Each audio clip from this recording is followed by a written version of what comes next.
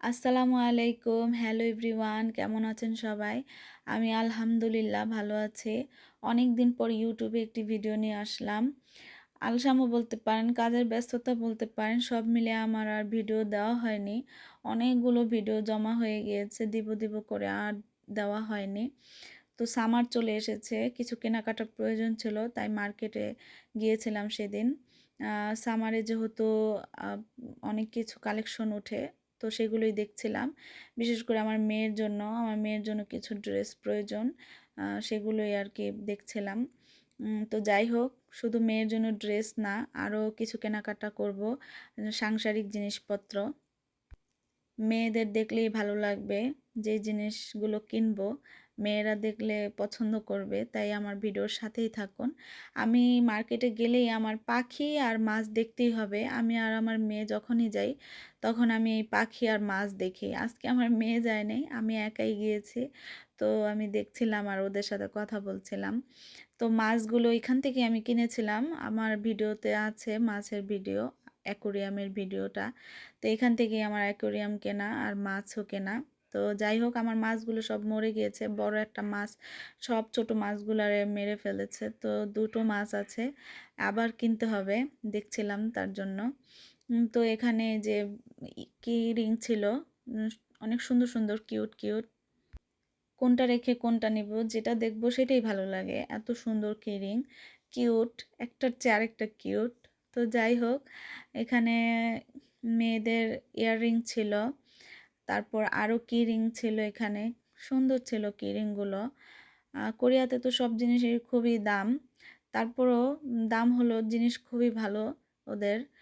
আর এই তো মেয়ের জন্য আমি কিছু ড্রেস কিনে নিলাম, গেঞ্জি সেট, যেহেতু গরমের মাস, ও এগুলো পরে আরাম পাবে।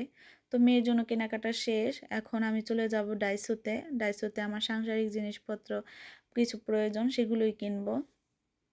যাই হোক, দেখতে থাকুন আমি কি কি কিনি এখানে। ডাইসো হচ্ছে একটা চিপ রেটের একটা কোম্পানি। এটা একটা জাপানিজ কোম্পানি। তো কোরিয়ানরা ম্যাক্সিমাম লোকেরাই, আহ, সব লোকেরাই এই ডাইসোর থেকে কেনাকাটা করে, যেগুলো সাংসারিক টুকিটাকি প্রয়োজনীয় জিনিস সেগুলো। তো আমিও এখান থেকেই কেনাকাটা করি আমার সকল প্রয়োজনীয় জিনিস। তো এখানে কাঠের তৈরি, পাটের তৈরি, সুতার তৈরি অনেক কিছু জিনিস এখানে আছে। তো সেগুলোই আমি দেখছিলাম, মানে এত সুন্দর সুন্দর কালেকশন ওরা রাখে। তো দেখুন, বাঁশের তৈরি কত সুন্দর সুন্দর জিনিস এখানে বানিয়ে রেখেছে। আমাদের দেশে এগুলো অহরহ পাওয়া যায়। আমি দেখছিলাম আর ভাবছিলাম, আমার নিজের দেশের কথা মনে পড়ে গিয়েছিল। মানে এত সুন্দর করে এখানেও বানিয়ে বানিয়ে বিক্রি করছে, দেখতেই ভালো লাগছিল। মানে খুবই সুন্দর পাটের তৈরি অনেক জিনিস ছিল। তো আমি ভাবছিলাম আমাদের দেশে এগুলো কত মানে জনপ্রিয়, তো বিদেশে এখানে পাওয়া যাচ্ছে, তো দেখেই ভালো লাগলো। কাঠের তৈরি এই যে বেলুন, এগুলো দিয়ে রুটি বেলা যায়, আমি এগুলো দিয়ে বেলি। আরও অনেক কিছু ছিল কাঠের তৈরি, সবই ছিল মোটামুটি কাঠের তৈরি, যার যেটা প্রয়োজন সে সেটাই নিয়ে যায়। তো দেখুন, এখানে না একটা চেয়ার টেবিল ছিল, আমার এত কিউট লাগছিল, দেখেই ভালো লাগছিল, বলছিলাম যে এত সুন্দর কিউট। তো যাই হোক, কাচের সাইডে চলে আসলাম। এখানে সব ধরনের কুকারিস আইটেমগুলো পাওয়া যায়। কাচের যত বাটি যা আছে, মগ, গ্লাস, আপনি যেটাই চান সব কিছু এখানে না পাওয়া যায়, খুব চিপ রেটেই পাওয়া যায়। যার যেটা প্রয়োজন সে সেটাই ম্যাচিং করে করে মিলিয়ে মিলিয়ে নিয়ে যায়। আমিও কিছু জিনিস এখান থেকেই নিব।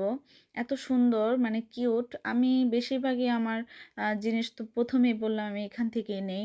এখানে স্টিলের জিনিসেরও কিন্তু কম ছিল না, মানে প্রচুর স্টিলের জিনিস কিন্তু কোরিয়ানরা ব্যবহার করে। যখন আপনি দোকানে যাবেন বা দোকান ওদের খেয়াল করবেন, ওরা কিন্তু এই স্টিলের বাটিতেই ভাত দিবে আপনাকে, সব কিছুই স্টিলের বাটিতেই দেওয়ার চেষ্টা করে। তো স্টিলের ভ্যারাইটিস ছিল প্রচুর। আমি দেখছিলাম আর ভাবছিলাম যে এত সুন্দর সুন্দর ওরা কালেকশনে রাখে, মানে কোনটা রেখে মানুষ কোনটা নিবে। তারপরেই তো কত সুন্দর সুন্দর স্টিলের জিনিসপত্র উঠিয়ে রেখেছে, মানে কালেকশন একটার পর একটা।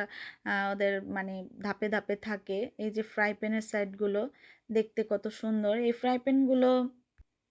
ফ্রাই প্যানগুলো কিন্তু বেশি দিন যায় না, 6 মাস বা 5 মাস এরকম। যেহেতু চায়না জিনিস, আসলে এগুলো কিন্তু সবই চায়না প্রোডাক্ট, মানে চায়না থেকে ওরা এগুলা কালেকশন করে। তো এই তো এটা একটা ওই যে মান্দু বলে, কোরিয়াতে মান্দু বানিয়ে এখানে দিয়ে তৈরি করা হয়। বাংলাদেশে মোমো বলে যেটাকে। তো এই তো আমি একটা আমার পাতিল প্রয়োজন ছিল। আর একটা আমি কাচের একটা ছোট কড়াইয়ের মতনই বলতে পারেন, আমি এটা নিয়ে নিলাম। আমার প্রয়োজনীয় অনেক কিছুই প্রয়োজন ছিল, সেগুলোই একটা একটা করে নিয়ে নিলাম। তো আমি আরও এই যে এখানে আম, কিছু ভ্যারাইটিস কিছু জিনিস ছিল, সব তো দেখা সম্ভব না। ভিডিওটা অনেক লং হয়ে যাবে, এজন্য আর দেখানো হয়নি। তো এই তো মেয়ের জন্য ব্যান্ড নিয়ে নিলাম কিছু, অনেক ভ্যারাইটিস টাইপের ব্যান্ড ছিল। এই যে ব্যাগটা আমার না খুবই পছন্দ হয়েছিল, ব্যাগটা মানে একটু ইউনিক ছিল। ডাইসোতে এরকম ব্যাগ পাওয়া যায় না সহজে, বাইরে পাওয়া যায়, এই জন্যই বললাম এটা ইউনিক ছিল। মানে ডাইসোতে আমি এমন ব্যাগ সহজে পাই না। এখানে এই ডাইসোটা না অনেক বড়, অনেক বড়, মানে মার্কেটের অর্ধেক আম, জায়গাটা নিয়ে ডাইসোটা করা।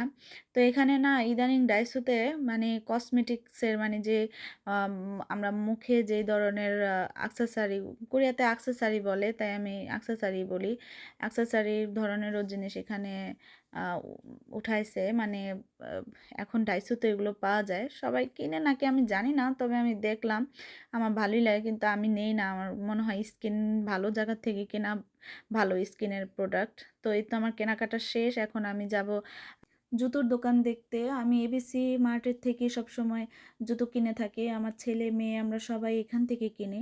তো যাই হোক, এবার কালেকশনগুলো আমার কাছে মনে হচ্ছে আগের মতো নেই, আগে যেগুলো দেখেছি সেগুলোই রয়েছে। এবার কোনো ভ্যারাইটিস কোনো আইটেম মানে আসেনি, ইউনিক কোনো আইটেম আসেনি। আগে যেগুলো ছিল সেগুলোই, তো ভালো লাগছিল না, শুধু দেখছিলাম আর বলছিলাম কেন এবার ভালো কালেকশন নেই, ভালো লাগছিল না দেখে। কিন্তু এবিসির মাটির জুতোগুলো কিন্তু পরে খুবই আরাম, যেহেতু এখানে সকল ব্র্যান্ডের জুতোই পাওয়া যায়। তো যাই হোক, ভিডিওর শেষ প্রান্তে চলে এসেছি, অন্য একদিন কথা হবে। আল্লাহ হাফেজ।